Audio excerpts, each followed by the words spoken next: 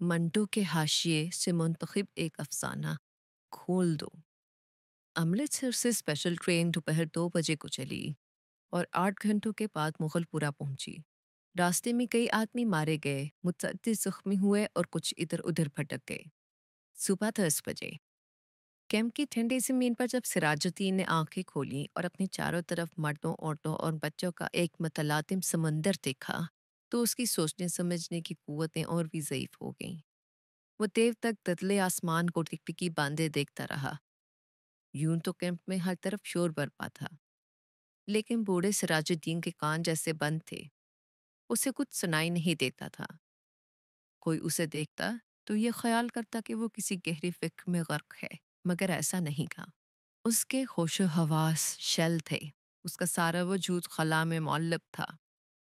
گدلے آسمان کی طرف بغیر کسی ارادے کے دیکھتے دیکھتے سراج الدین کی نگاہیں سورج سے ٹکرائیں۔ تیز روشنی اس کے وجود کے رگ و ریشے میں اتر گئی اور وہ جاگ اٹھا۔ اوپر تلے اس کے دماغ پر کئی تصویریں دوڑ گئیں: لوٹ، آگ، بھاگم بھاگ، اسٹیشن، گولیاں، رات اور سکینہ۔ سراج الدین ایک دم اٹھ کھڑا ہوا اور پاگلوں کی طرح اس نے اپنے چاروں طرف پھیلے ہوئے انسانوں کے سمندر کو کھنگالنا شروع کیا۔ پورے 3 گھنٹے وہ سکینہ سکینہ پکارتا کیمپ میں خواب چھانتا رہا، مگر اسے اپنی جوان اکلوتی بیٹی کا کوئی پتہ نہ ملا۔ چاروں طرف ایک دھاندلی سی مچی تھی۔ کوئی اپنا بچہ ڈھونڈ رہا تھا، کوئی ماں، کوئی بیوی اور کوئی بیٹی۔ سراج الدین تھک ہار کر ایک طرف بیٹھ گیا اور حافظے پر زور دے کر سوچنے لگا کہ سکینہ اس سے کب اور کہاں جدا ہوئی۔ لیکن سوچتے سوچتے اس کا دماغ سکینہ کی ماں کی لاش پر جم جاتا، جس کی ساری اندھڑیاں باہر نکلی ہوئی تھیں۔ اس سے آگے وہ اور کچھ نہ سوچ سکتا۔ سکینہ کی ماں مر چکی تھی۔ اس نے سراج الدین کی آنکھوں کے سامنے دم توڑا تھا، لیکن سکینہ کہاں تھی، جس کے متعلق اس کی ماں نے مرتے ہوئے کہا تھا: مجھے چھوڑو اور سکینہ کو لے کر جلدی یہاں سے بھاگ جاؤ۔ سکینہ اس کے ساتھ ہی تھی۔ دونوں ننگے پاؤں بھاگ رہے تھے۔ سکینہ کا دوپٹہ گر پڑا تھا۔ اسے اٹھانے کے لیے اس نے رکنا چاہا، مگر سکینہ نے چلا کر کہا: ابا جی چھوڑیے۔ لیکن اس نے دوپٹہ اٹھا لیا تھا۔ یہ سوچتے سوچتے اس نے اپنے کوٹ کی ابری ہوئی جیب کی طرف دیکھا اور اس میں ہاتھ ڈال کر ایک کپڑا نکالا۔ سکینہ کا وہی دوپٹہ تھا، لیکن سکینہ کہاں تھی؟ سراج الدین نے اپنے تھکے ہوئے دماغ پر بہت زور دیا، مگر وہ کسی نتیجے پر نہ پہنچ سکا۔ کیا وہ سکینہ کو اپنے ساتھ اسٹیشن تک لے آیا تھا؟ کیا وہ اس کے ساتھ ہی گاڑی میں سوار تھی؟ راستے میں جب گاڑی روکی گئی تھی اور بلوائی اندر گھس آئے تھے تو کیا وہ بے ہوش ہو گیا تھا جو وہ سکینہ کو اٹھا کر لے گئے؟ سراج الدین کے دماغ میں سوال ہی سوال تھے، جواب کوئی بھی نہیں تھا۔ اس کو ہمدردی کی ضرورت تھی، لیکن چاروں طرف جتنے بھی انسان پھیلے ہوئے تھے سب کو ہمدردی کی ضرورت تھی۔ سراج الدین نے رونا چاہا، مگر آنکھوں نے اس کی مدد نہ کی۔ آنسو جانے کہاں غائب ہو گئے تھے۔ 6 روز کے بعد جب ہوش و حواس کسی قدر درست ہوئے تو سراج الدین ان لوگوں سے ملا جو اس کی مدد کرنے کے لیے تیار تھے۔ 8 نوجوان تھے جن کے پاس لاری تھی، بندوقیں تھیں۔ سراج الدین نے ان کو لاکھ لاکھ دعائیں دی اور سکینہ کا حلیہ بتایا۔ گورا رنگ ہے اور بہت ہی خوبصورت ہے، مجھ پر نہیں اپنی ماں پر تھی۔ عمر 17 برس کے قریب ہے، آنکھیں بڑی بڑی، بال سیاہ، داہنے گال پر موٹا سا تل۔ میری اکلوتی لڑکی ہے، ڈھونڈ لاؤ، خدا تمہارا بھلا کرے گا۔ رضاکار نوجوانوں نے بڑے جذبے کے ساتھ بوڑھے سراج الدین کو یقین دلایا کہ اگر اس کی بیٹی زندہ ہوئی تو چند ہی دنوں میں اس کے پاس ہوگی۔ 8 نوجوانوں نے کوشش کی، جان ہتھیلی پر رکھ کر وہ امرتسر گئے۔ کئی عورتوں، کئی مردوں اور کئی بچوں کو نکال نکال کر انہوں نے محفوظ مقامات پر پہنچایا۔ 10 روز گزر گئے، مگر انہیں سکینہ کہیں نہ ملی۔ ایک روز کو اسی خدمت کے لیے لاری پر امرتسر جا رہے تھے کہ چھرٹا کے پاس سڑک پر انہیں ایک لڑکی دکھائی دی۔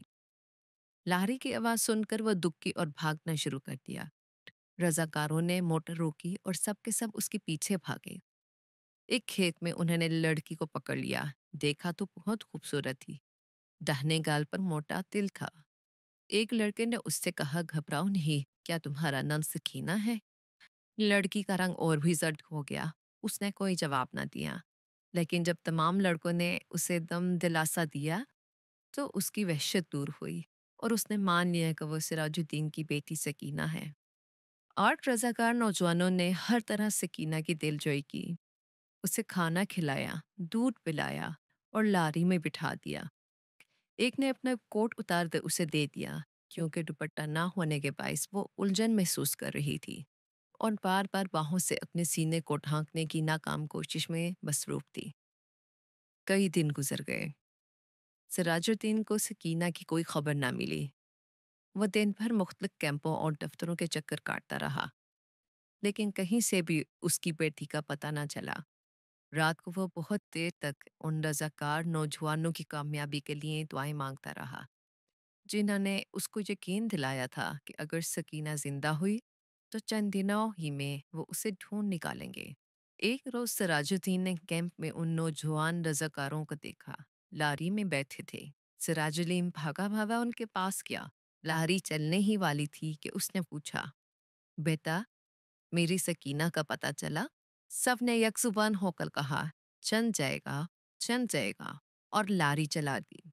سراج الدین نے ایک بار پھر ان نوجوانوں کی کامیابی کے لیے دعا مانگی اور اس کا جی کسی قدر ہلکا ہو گیا۔ شام کے قریب کیمپ میں جہاں سراج الدین بیٹھا تھا، اس کے پاس ہی کچھ گڑبڑ سی ہوئی۔ چار آدمی کچھ اٹھا کر لا رہے تھے۔ اس نے دریافت کیا تو معلوم ہوا کہ ایک لڑکی ریلوے لائن کے پاس میں ہوش پڑی تھی۔ لوگ اسے اٹھا کر لائے ہیں۔ سراج الدین ان کے پیچھے پیچھے ہو گیا۔ لوگوں نے لڑکی کو ہسپتال والوں کے سپورٹ کیا اور چلے گئے۔ کچھ دیر وہ ایسے ہی ہسپتال کے باہر گڑے ہوئے لکڑی کے کھمبے کے ساتھ لگ کر کھڑا رہا، پھر آہستہ آہستہ اندر چلا گیا۔ کمرے میں کوئی بھی نہیں تھا۔ ایک اسٹریچر تھا جس پر ایک لاش پڑی تھی۔ سراج الدین چھوٹے چھوٹے قدم اٹھاتا اس کی طرف بڑھا۔ کمرے میں دفعتاً روشنی ہوئی۔ سراج الدین نے لاش کے زرد چہرے پر چمکتا ہوا تل دیکھا اور چلایا، سکینہ! ڈاکٹر نے، جس نے کمرے میں روشنی کی تھی، سراج الدین سے پوچھا، کیا ہے؟ سراج الدین کے حلق سے صرف اس قدر نکل سکا، جی میں اس کا باپ ہوں۔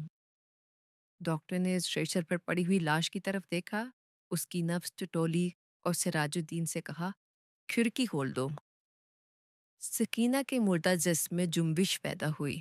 بے جان ہاتھوں سے اس نے آزار بند کھولا اور شلوار نیچے سرکا دی۔